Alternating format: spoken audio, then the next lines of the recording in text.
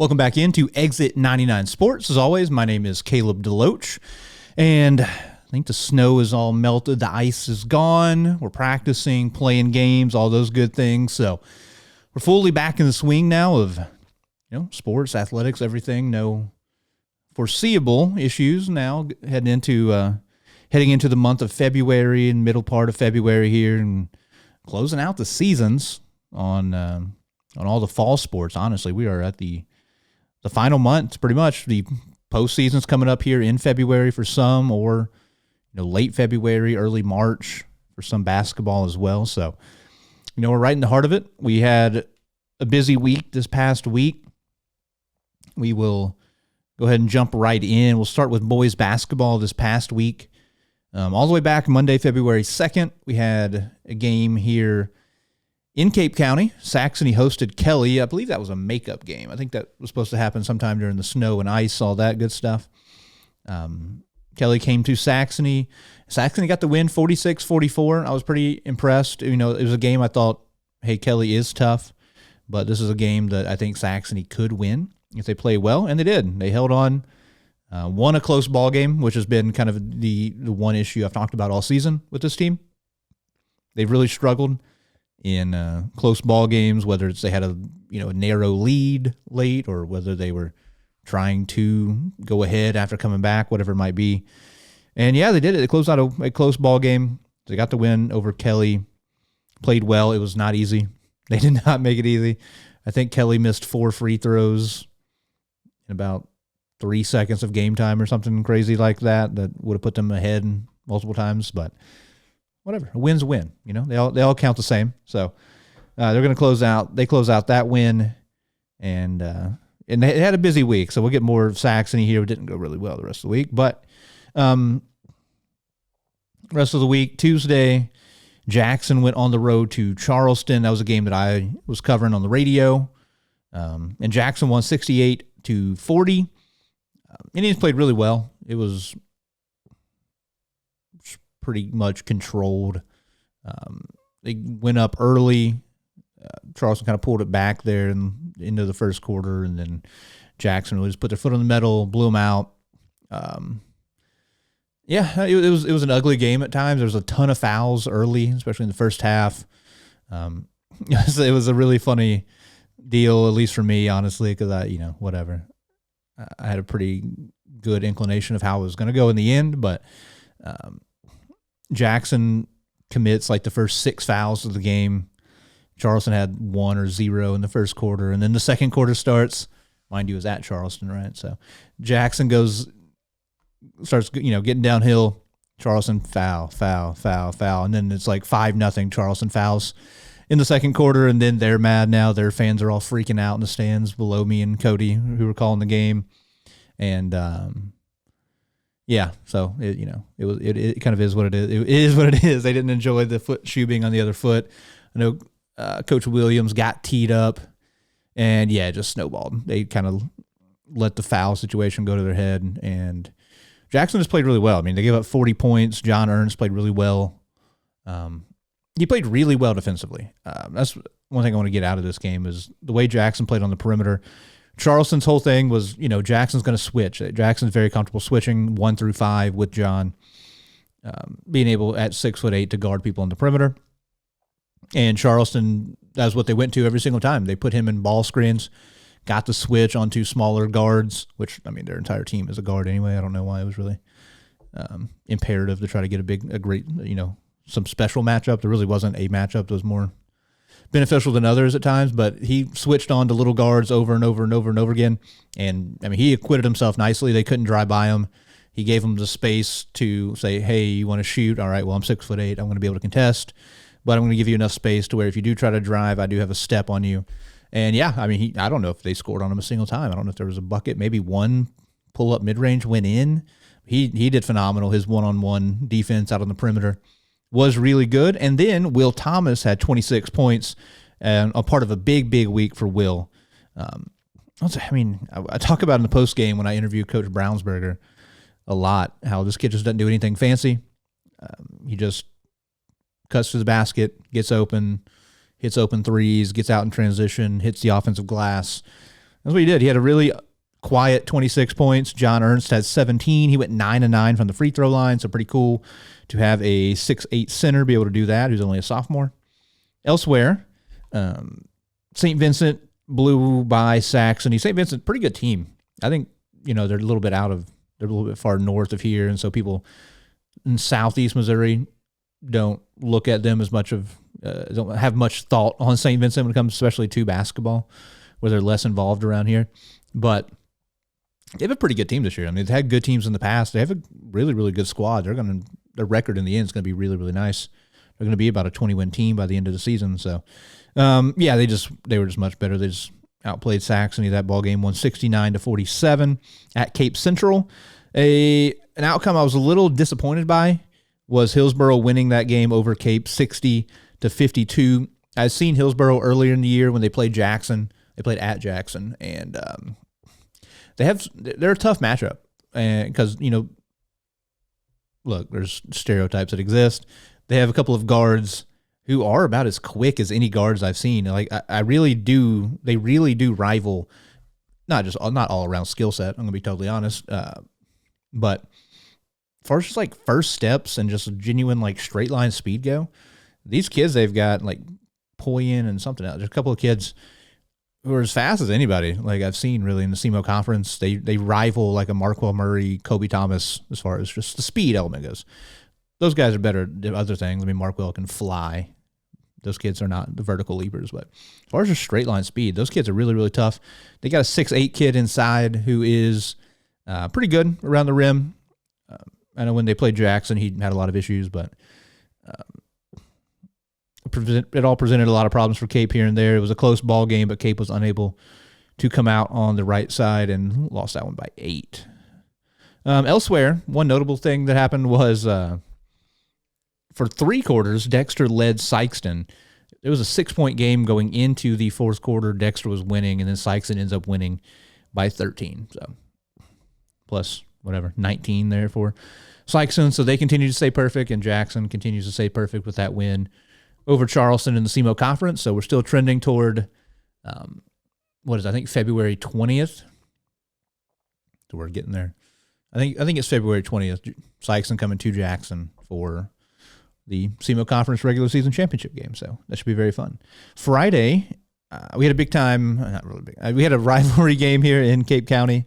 2 private schools, Notre Dame and Saxony here in Cape County, went head-to-head over at Saxony. Notre Dame blew them out, 51-26.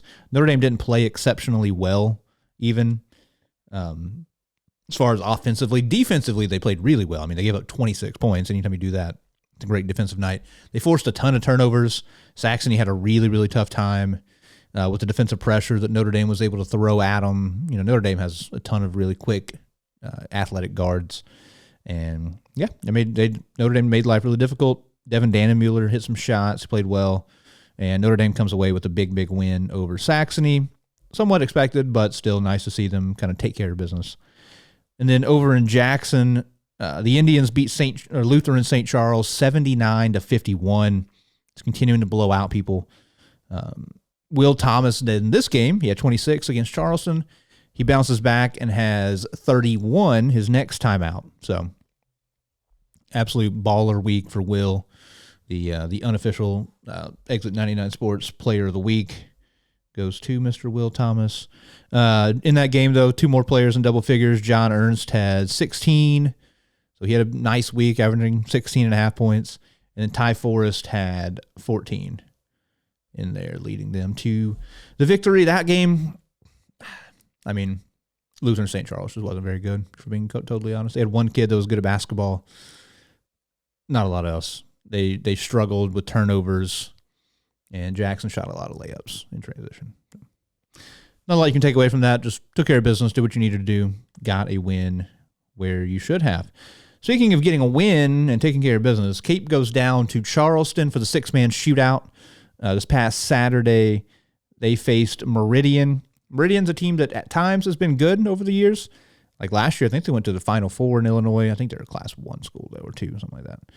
And Cape blew them out, 73-25. This was relatively close early. I think like at the end of 1, it was a respectably close game. And then Cape just absolutely destroyed them going away. They're 73-25. So good to see, Cape pick up the victory here, get some positivity going. In the end, this is going to be a bad year, right, for Cape Central standards. Looking at their schedule, it says they're 5-12. I think that is all correct. So they're 6-12 with that win on the Misha website. Which, that's not the standard you expect at Cape Central. We can be honest about that. They're probably going to end this year below 500. And according to Misha, that hasn't been done since 2009. So it's been 15, 16 years since Cape has had a below 500 record. They've come to expect, good things. They've come to expect being competitive at the very top of the SEMO conference, being as good or better than Jackson is kind of the expectation, being or right around or as good as Sykeston. So they expect to be at the tippy top of the SEMO conference, be, somewhere in that top 10 range in Class 5, be competing, obviously, with Sykeston and Farmington, be competing for that district championship to Class 5 District 1 to potentially make a run to the Final Four. But, the path to a Final Four, they haven't gone to a Final Four in eons. But and this year's just not going to get it done. I don't know exactly how to diagnose it. Obviously, you lose Tyshandra Edwards early in the season, and I don't know. I just don't think anybody really – everybody knows how good he is, right? You know how good he is. He's 6'7". He can score from all three levels. He's a phenomenal defender. He's, a good shooter. He can obviously get downhill. He can score around the basket as good as anybody. He can guard 1 through 5. But yeah, people didn't really appreciate just what he brought to that team and maybe how much he brought to that team. Because early in the year, he played that first tournament up in DeSoto, right? They beat Fox, who's not great. They beat Fox by 20. They beat Fort Zumwalt West by single digits, who's going to be around 500. And then they kept it close with Sykeston. They played a 4-quarter game against Sykeston, losing in the end by 13. And then he gets knocked out early against New Madrid. They win that game, and then after that, it's just a different team out there. And I just don't think anybody thought that that's how big the gap was between having Tyshandra versus not having Tyshandra. And unfortunately, that is the case. I hope best of luck to Tyshandra. I think I talked about this a while back whenever he got hurt, but wherever he ends up going in the future, and wish him the best, obviously. But I'm really optimistic some of these kids can grow and develop going into next year. You bring a lot back, but, I'm kind of eulogizing them here. We've still got a month left, but, it is just kind of like, hey, what could this team have been? Because it's going to be a rough week this week, I think, maybe. We'll see what happens. But we'll talk about that in a little bit. But, they've got some tough games coming up, so just got me thinking about what Cape was, what they could have been, and kind of where they're at right now, unfortunately. But regardless, that's pretty much it for boys basketball last week. Girls basketball, another week, another Jackson playing one of the highest ranked games in the state of Missouri, right? They took on Doniphan. It was either 1 or 2 in Class 4. They're obviously the reigning state champs in Class 4.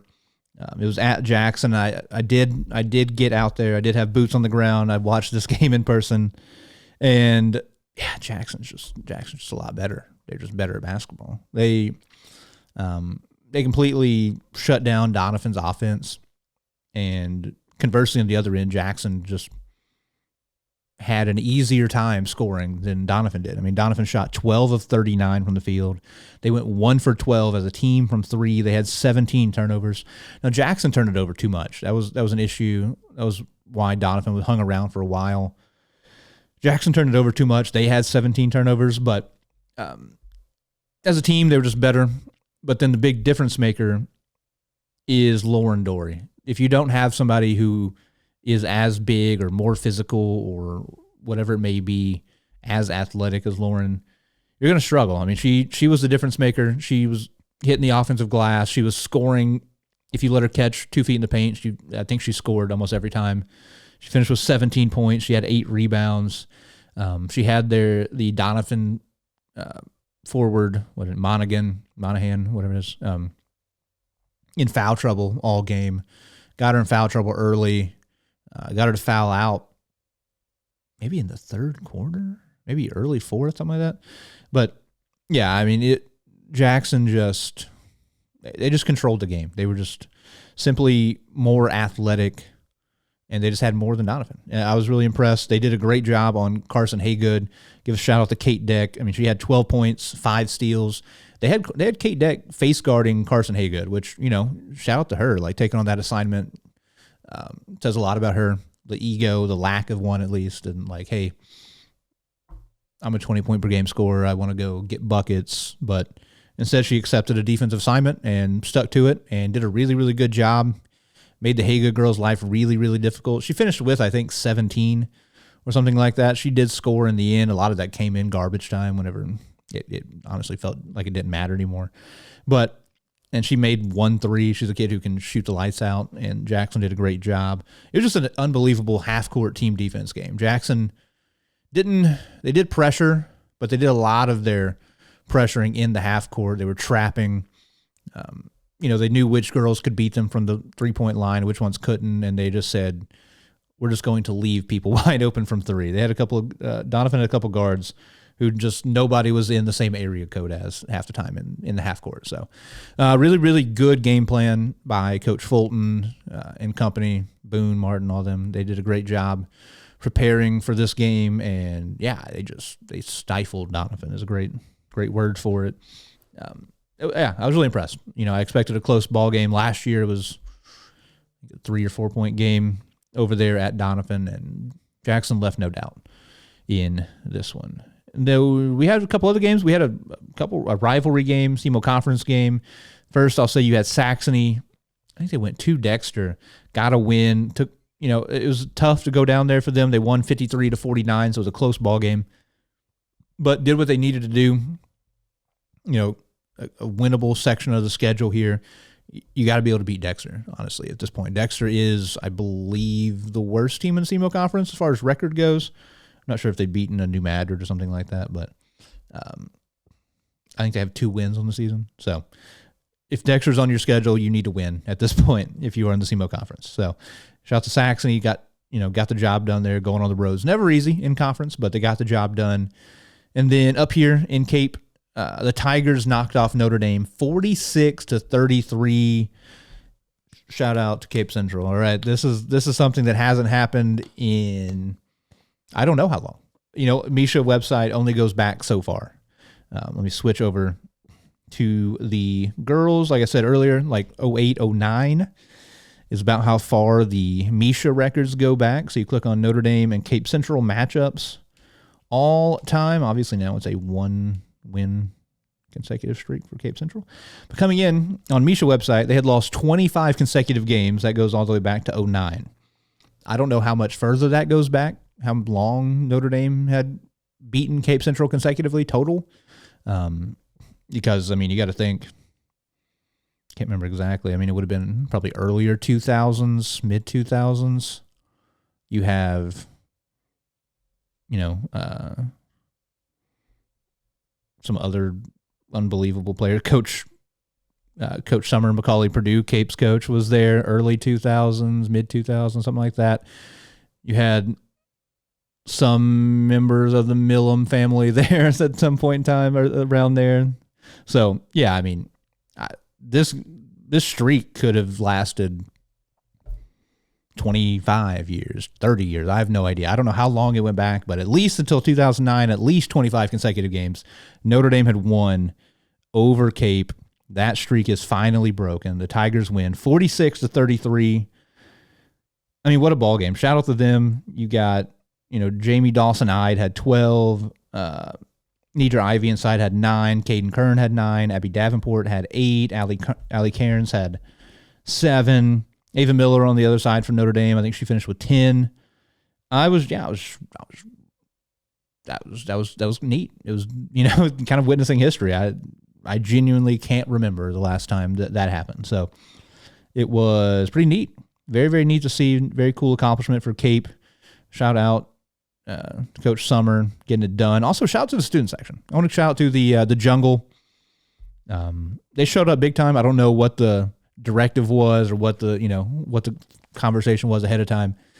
But let's be, you generally get about half to a quarter of the crowd you do for girls basketball games around here as you do to boys basketball games. So to see the Jungle come out and be loud and have fun and be encouraging to the girls on Cape Central, I have to feel like they made a difference in the ball game. So shout out to the kids, man. Shout out to the kids for showing up, student section, obviously the parents who show up every game. Shout out to you guys. But yeah, congrats to the girls. Congrats to the coach. They got the big win over Notre Dame. But conversely, flip side to Notre Dame, it's getting away a little bit here, unfortunately, right? Notre Dame kind of going the wrong direction. This is a program that's trying to find, what direction they're going, where they're at right now. Try to establish a base here, pick up some wins. I mean, you look at the schedule; it is stacked top to bottom. Early in the season, you go to Francis Howell, top team in Class 6. You go play a couple of teams from Kentucky. You're playing a St. Pius. You're playing some of the better schools even around here that are small, like a Portageville, a Chaffee, and all these games are kind of not going your direction. Then you have to go across the state, go to Nixa. I mean, they're playing a battle, playing Lee Summit West, one of the best teams in Class 6. These games just are not going their direction, so it's kind of a compounding of, we're getting beat up a little bit, and then we're also getting the confidence beat down at this point where you're losing, 3-4 games consecutively between wins. Because this week, I mentioned it, Cape Central beats Notre Dame. We got another streak broken, unfortunately, at the hands of the Bulldogs. I'll just jump to it later in the week. Saxony host Notre Dame. The girls get the win over Notre Dame. That was the first win since probably pre-Rubel sisters. Go back to there. It says 2018. 2018 was the last time Saxony had beaten Notre Dame. And mind you, this is a Saxony program. Before that, they had won, 1, 2, 3, 4, 5, 6, 7. They had won 7 times before over Notre Dame consecutively. And then Notre Dame won a bunch in a row there. But yeah, so this is just a tough season for Notre Dame. They've got seniors that are good kids that have been on this roster playing for a long time. And, you don't want to get down on them. Girls that are playing really well still at this point in the season.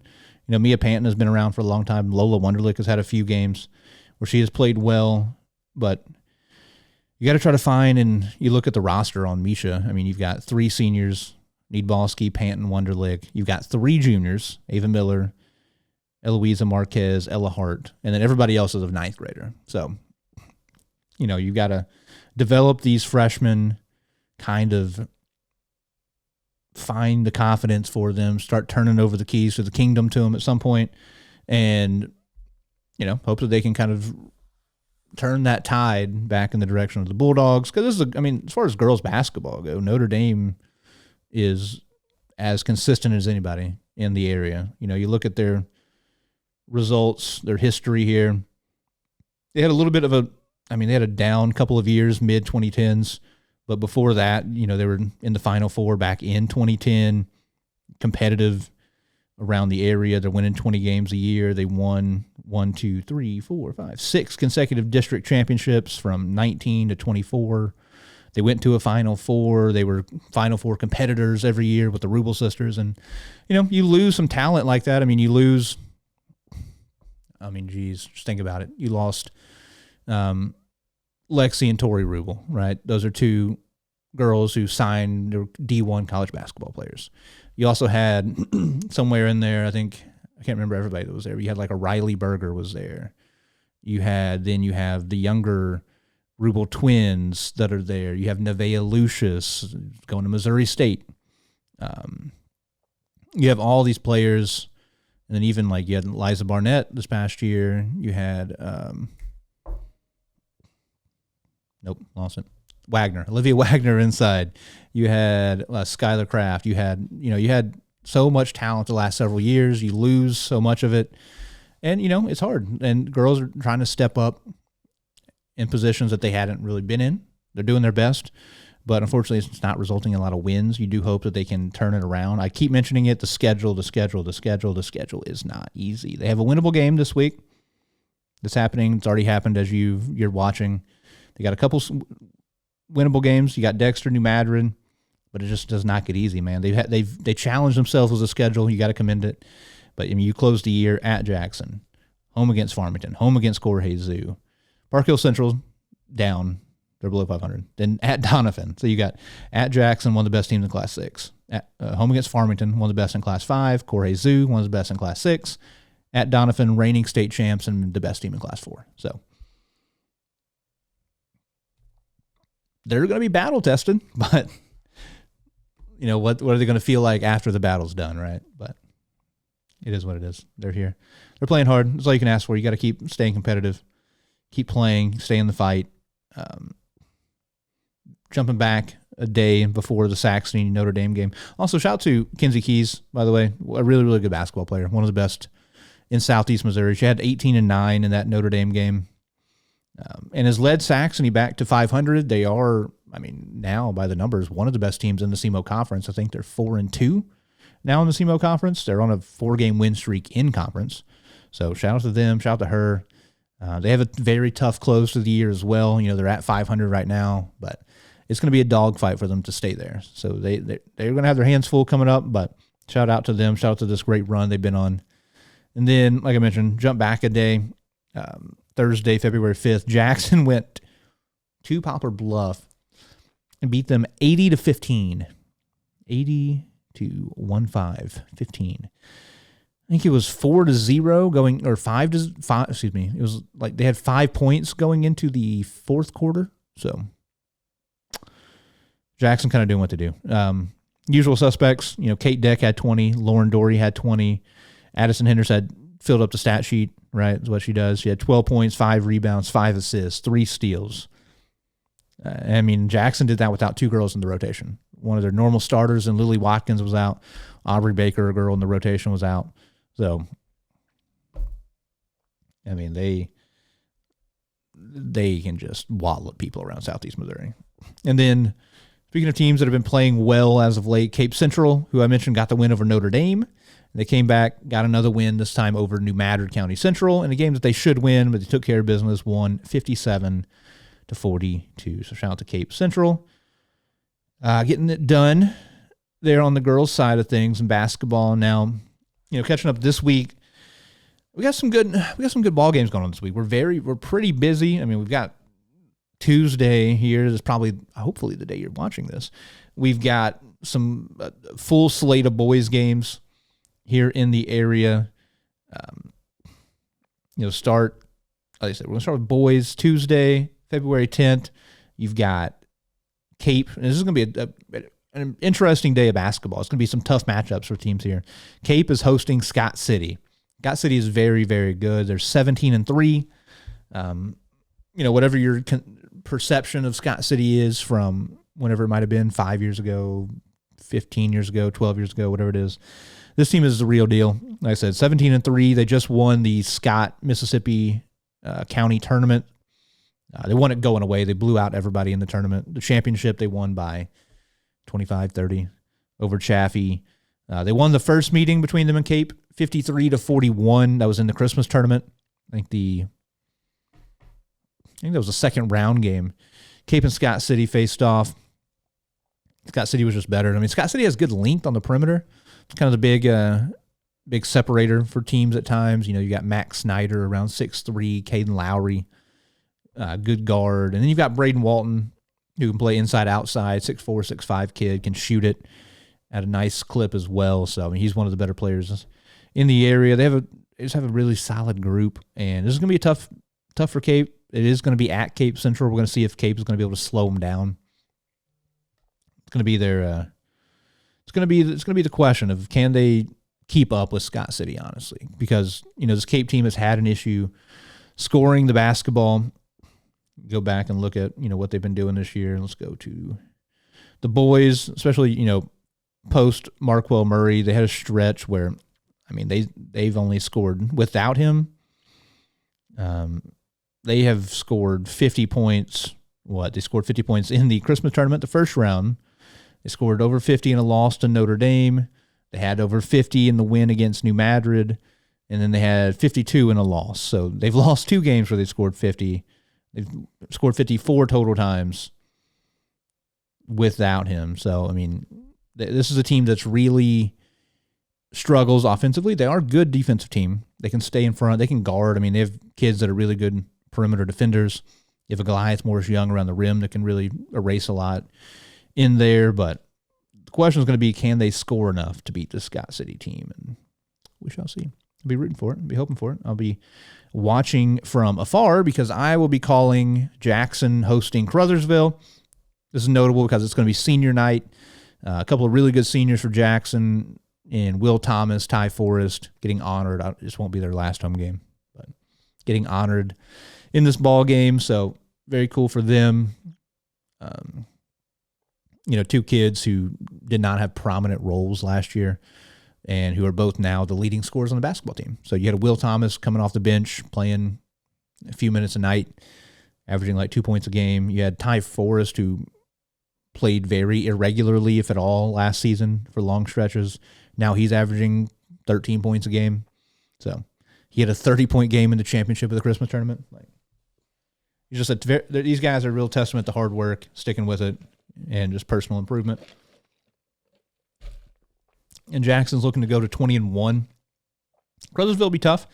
They've got some kids that are, they have one of the best football players in the area and the state in his classification. Sammy Bryant is one of the better players on the team. Was it Quantarius McVeigh? He's a kid who's a really, really good player for them as well. They are 10-12. They play a decently tough schedule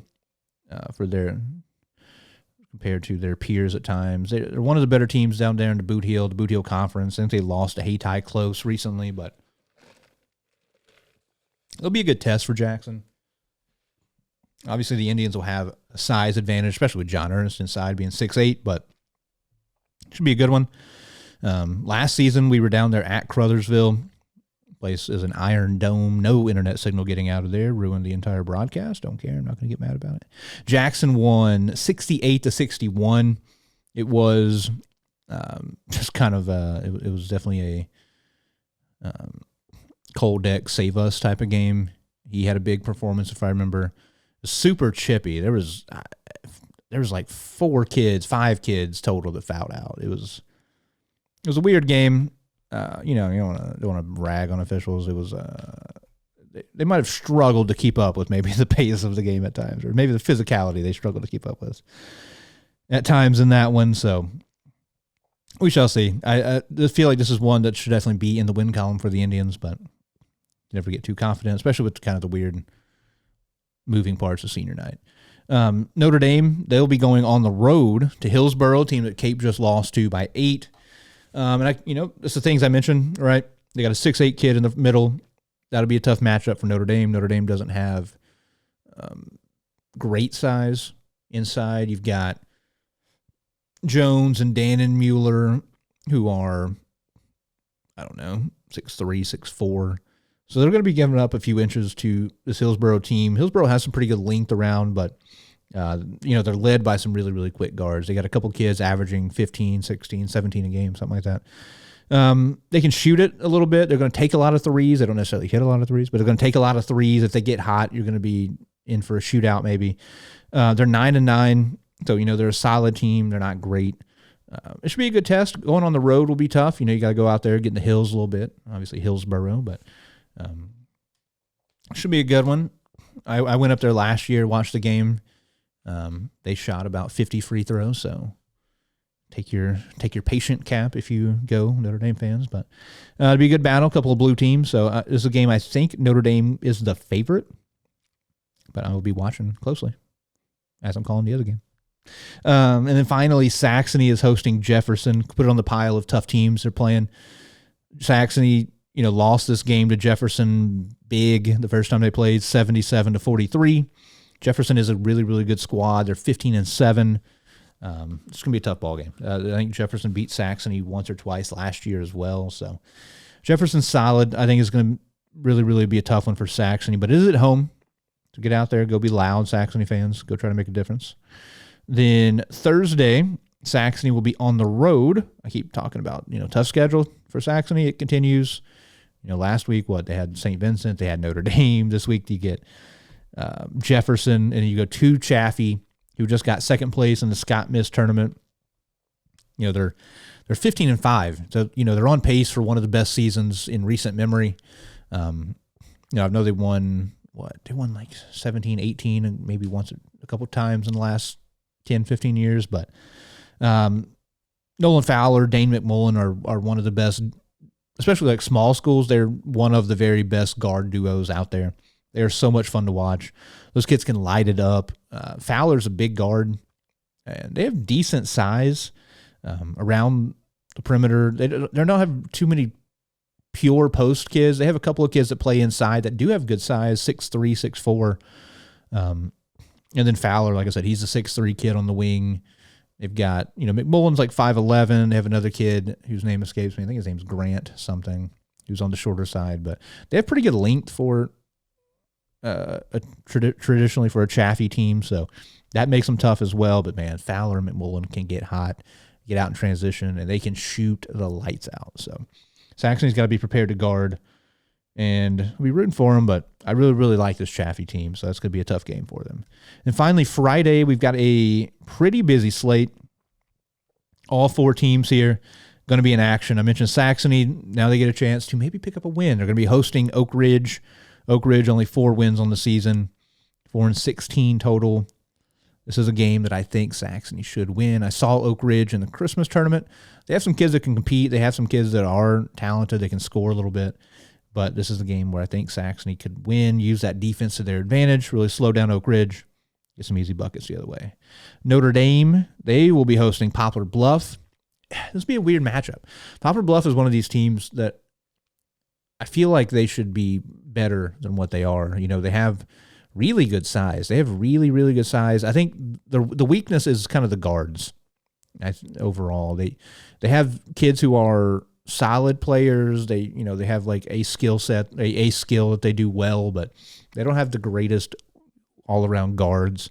They have a lot of size, but those kids can't necessarily all create for themselves, with the exception of Dallas Williams. They have a Dallas Williams.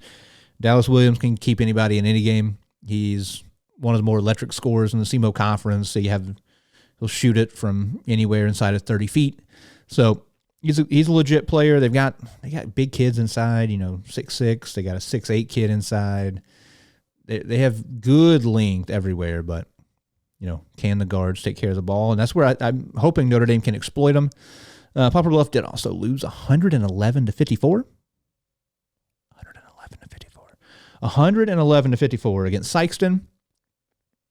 I'm not going to act like I'm a Sykeston fan, but it's kind of fun to see. So I'll be rooting for Notre Dame here to get the win. It will be on their home court, and it's a winnable game for sure. But like I said, Poplar Bluff can get hot, but especially being at Notre Dame, I do give the Bulldogs an advantage in this one. Jackson is hosting New Madrid, another game that should be very winnable. New Madrid has Jaden Williams, who's a very good scorer, really good guard. These New Madrid kids are still really young. They got a lot of underclassmen who play hard. You got Isaac Smith, big kid inside, but this is a game that Jackson should be heavily favored, and they should come up with a victory, another one here at home for them. And then finally, Friday, we've got Cape hosting Sykeston. Sykeston's 20-2 right now, and this is a game that can get out of hand if the Tigers are not able to take care of the basketball, right? Sykeston is very deep. They're very talented. They get up and down. They've got, Marquell Murray, who's always looking to put up points on his old team. You've got Kobe Thomas, who just scored his 1,000th career point in his first year as a starter. They are a very deep, very talented team, and it's going to be a tough matchup for Cape Central, right? They're going to certainly have their hands full, as everybody has. This is a team they lost. They played a competitive game, but that was with Tyshandre Edwards early in the year. So I don't love their chances. I know Cape can get down and guard, so the hope is here they can make it ugly enough and keep it low scoring enough that they have a chance late. But this is going to be a really, really tough one for the Tigers, in my opinion. You just look at the raw numbers here of scoring. Sykeston's averaging 79 points a game. Cape is averaging 50. Sykeston's given up 53. Cape's given up 55, so all indicators point toward the Bulldogs here in this one, but no time like the present for an upset. So we shall see. Over on the girls' side, a lot of games that are happening as I'm currently talking. Behind the curtain here, I'm right now. It is Monday, February 9th at 6:50 p.m. I have been looking down here because I've been watching some games that are going on. I know that Cape lost at Kennett. This was a game that was there for Cape to win. Obviously, winning close games on the road is very hard to do. Cape had a lead late, but too much Elise Edwards, man. Kennett forced turnovers, went down, got buckets on the other end, and Cape was unable to hold on to a lead. It got away a little bit. It looked like, I think it finished a 14, 15-point game, but it was not nearly that big of a deficit.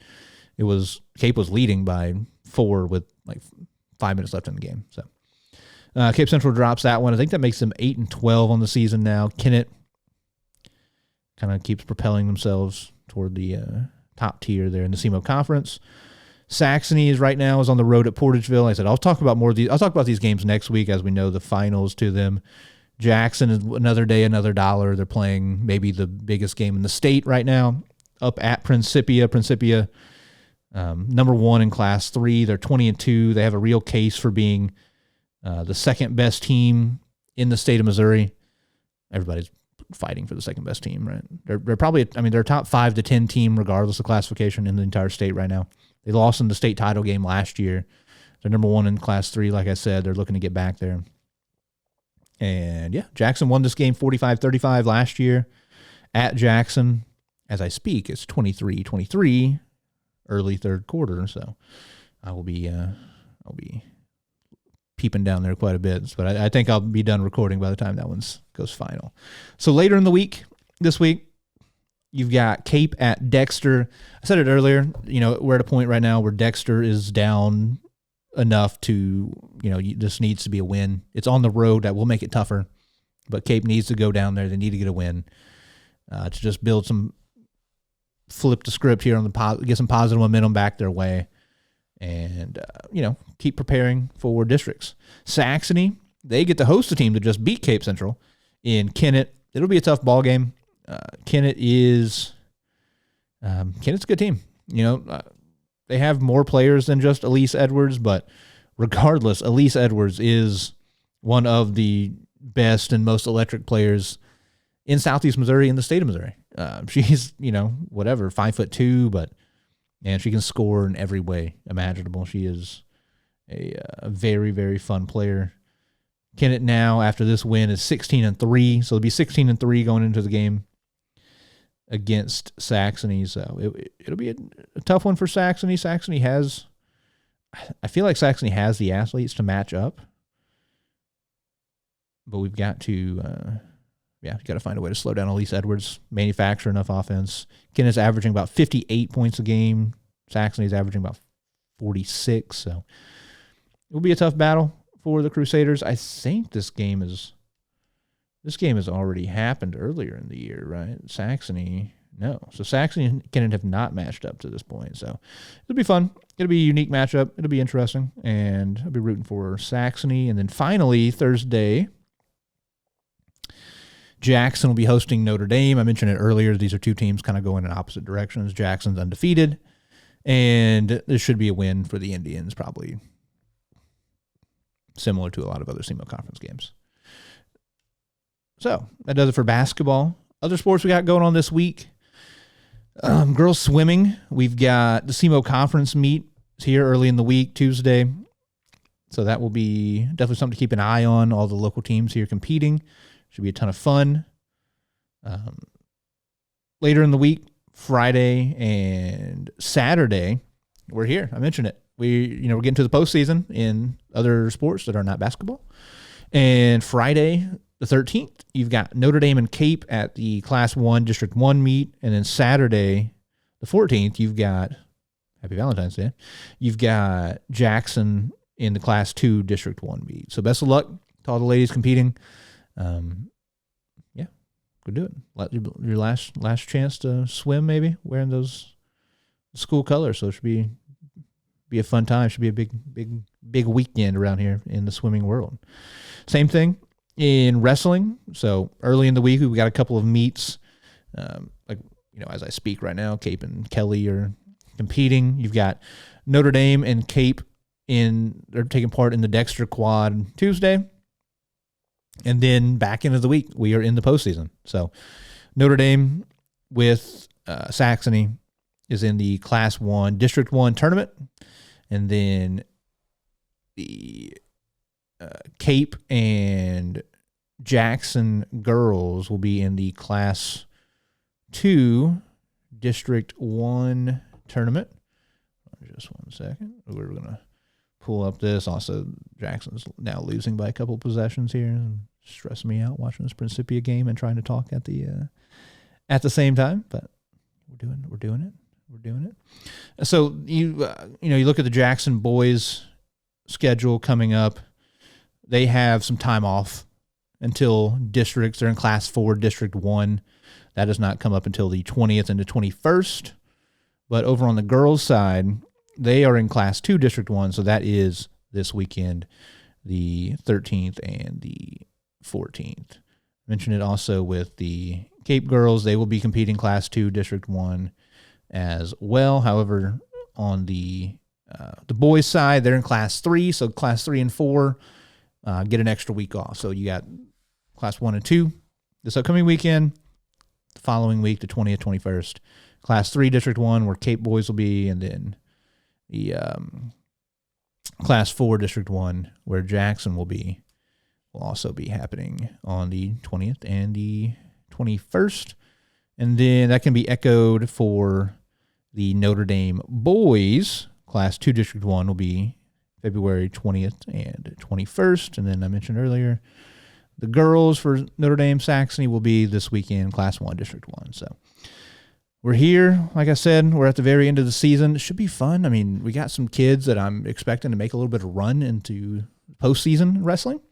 So best of luck to everybody as we get down here to the nitty-gritty. It's about time to put up or shut up, I think, and try to go out strong. Go as tough as you can here. I know only a few people get to end with wins, whether it's a team or individual sport. Only a couple people win their final competition. Those are usually the people who are champions. But regardless, go out playing hard and, make everybody around you proud. So that pretty much does it, I think, for all the games coming up. We do have a couple of random individual shout-outs I got here, end-of-show shout-outs. I went and watched SEMO basketball play this past week. Good time. The girls did drop the game I went to. The boys won. The girls right now sitting below 500, 8-15. They're 4-10 in conference. It feels like they're building something, though. Last year to this year, it feels like there's a market improvement. It feels like from what I've seen just with my own eyes. And then for the boys, they're playing really, really well right now. They're at time of recording, they're 15-10. They're 10-4 in conference. They've won 6 straight games, all in conference. They're playing really well. They're shooting well. Luke Almodovar, however you pronounce his last name, he just put a dude on Sports Center a couple days ago, so that was pretty sick. So shout out to SEMO. They're playing well. And then another young man from around here, Cameron Williams, starting forward for the Portland Pilots. They had one of the biggest upsets of the year against Gonzaga. They knocked off number 6 at the time, Gonzaga. One of the biggest upsets, like I said, of the year. One of the bigger ones all time because if memory serves, they were like 22.5, like 23-point underdogs going into that ballgame. So big time win for them. You would have never expected it. I do just sit down and watch most of his games because they usually also happen at like 10 p.m., 9 p.m., 10 p.m. So it's conducive to my lifestyle, which is putting a 2-year-old to bed and staying up and watching late night college basketball. That's what my lifestyle is, if you're wondering. It's really exciting. For me, I like watching college basketball. And so he's been playing well, though. Shout out to him. Cam played well in the win. I think he had 14 in that game, that win over Gonzaga. He's averaging 12 and 5 right now. He's shooting over 50%, about 80% from the free throw line, over 31% from 3. Shout out to Cam. Playing really well, really representing this area well. And then finally, we've had a few kids sign officially. I'm sure there's a bunch that I'm not going to mention. There's a couple I saw recently online on SEMA Ball, whatever it might be. A couple of kids from Jackson, baseball players, also football player, and Drew Parsons. Drew Parsons signing with SEMO for baseball. Adler Flynn signing with Rend Lake College. It is next to Rend Lake, which is kind of between Mount Vernon and Benton, Illinois, if you're unfamiliar. Here over there in southern Illinois. And then Maya Tebow signing with Calvin University. Shout out to her. Grand Rapids, Michigan's where that at. It's like west central Michigan. So pack a coat, Maya. Good luck up there in the cold. Have fun playing soccer. I will be inside. But no, seriously, shout out to all of them. Really, really cool. Congrats to them, obviously, individually, all the hard work they put in, but also congrats to their families. They had a huge part in it as well. All the hours and days and years spent driving them to practices up and down the state of Missouri, all over the country for a lot of travel sports. So it's a whole family affair whenever a kid signs. So very, very cool. Congrats to them. And I'll be shouting out all the other people I see as they continue to do so, as we are now, on the other side of the second semester, and we're closing in on the finale of the winter sports calendar here. So it's kind of sad. I am a basketball guy by nature, so as we get near the end of that season, it does kind of feel like the year just kind of ends in my brain. But we're getting ready for some spring sports action. I keep seeing the Jackson baseball coaching staff as like every day been like 50 days, 49 days, 48 days until first pitch. So we're getting ready. People are practicing some. I'm sure they've been practicing for a long time, but we're getting close to real practices for spring sports, things like that. But we've got a few more weeks left here. Calm down, everybody. Calm down. We got a few more weeks of basketball. We got a little bit more wrestling. We got a little bit more swimming. So everybody, hold your horses. But we're almost there. We're getting down to the nitty gritty. So like I always tell y'all, you're running out of time. Go watch some of these kids play. They've been putting in a lot of work. They work hard. The coaches work hard. So go support them and go show them that you're proud of that hard work. So thank you guys as always as well for listening, watching. Appreciate it. Make sure to like it, subscribe it, share it, tell your friends, tell a friend to tell a friend, and we'll be back with more next week. I'll recap these games here that are going on, girls basketball early in the week, and then jump into what all has happened and recap it and do it all over again. So thank you guys for watching. Thank you for listening. Have a good one, everybody. I'll see you in the next one.